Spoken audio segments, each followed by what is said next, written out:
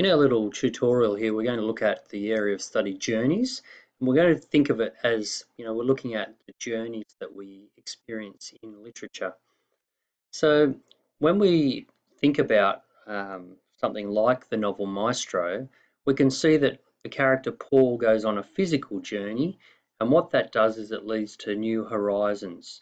So in a physical sense, he goes to new places and he meets new people and sees new things, but metaphorically, the new horizons that we're really talking about are that he is exposed to experiences that develop his identity, his personality, and really shape his ideas and outlook on life. So that's probably the more thing, that the physical journey leads to that sense of enlightenment or a greater understanding about himself, Paul and himself, about others and about the world around him.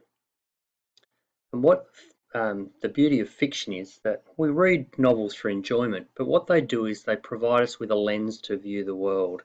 So we can have an experience without actually having to physically experience it. So we can live vicariously through often through the protagonist of the story, the central character, and this provides us with insights that we may not gain from just experiencing our own lives.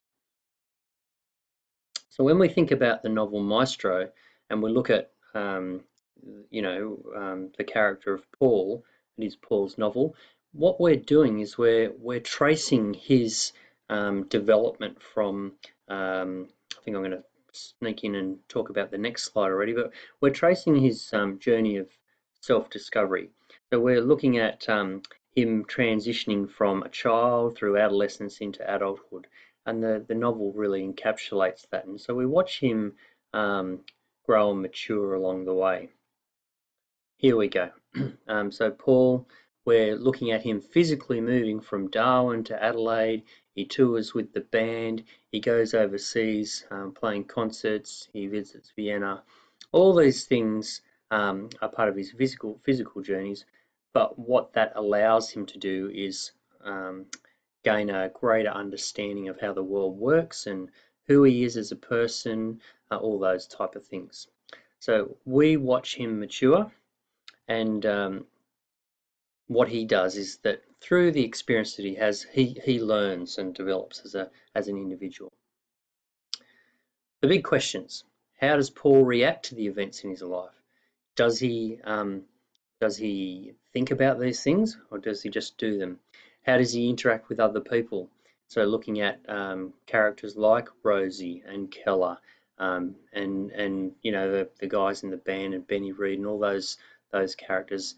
How does he get along with them, and what does he do? Does he take the easy option, or does he struggle through and come out the other side a bit stronger? Does he do the right thing? There are many incidences in the book where he makes decisions, and I'll be interested to think and hear about what you think about these things. But in making these silly, crazy teenage decisions, he learns from each of these experiences, and this is going to be a bone of contention. I think that I'll find that the class is divided about what you think of Paul. Some people will see him in a light and say, well, he's just a bit foolish, and it's normal to make mistakes of the nature that he makes. That's all part of growing up. And then others will take a higher moral ground and think that he's quite shallow. So I'll be interested to hear what you think of that. And once we do that, once we start thinking about Paul in that regard, and and how he interacts with Keller in particular, what we come to think or learn is that we're forming opinions about our own lives and our own values through watching Paul on his journey. So, mistakes, I've made a few. Wonderful line from Cranky Frankie, Frank Sinatra. And he says, from the song I Did It My Way. And I think that's quite fitting for this novel. And we've got to sort of look at what Paul is actually searching for in life. And one journey that Paul is on is his quest for artistic excellence. And, he wants to be the best. And if we get to the point of the end of the novel and we're listening to the older Paul, if he measured his life by his success in music, then he's fallen short, he's failed. However, he does succeed in navigating his way into adulthood. So he makes decisions along the way that contradict his musical integrity and dedication, so like joining the band, for example. But it's these things that make him who he is. So he learns that life is all about, it's about music, it's about living life, it's about relationships, it's about morality, it's a bit about integrity and humanity. There are all these things that we can tap into and say, well, let's look at this concept of integrity. Does Paul have any integrity in what he does? And there might be points in the novel where you say, well, no, he's lacking in integrity, but by the conclusion of the novel, you might have a different opinion.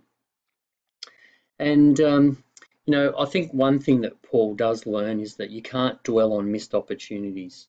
You've got to rejoice in what you've achieved and where you'll go from there. So there's a lot to be learned through that, living vicariously through Paul's experience. We can share his ups and downs, and then judge our own reactions to those things. So we're basically placing our morals and values onto his experience.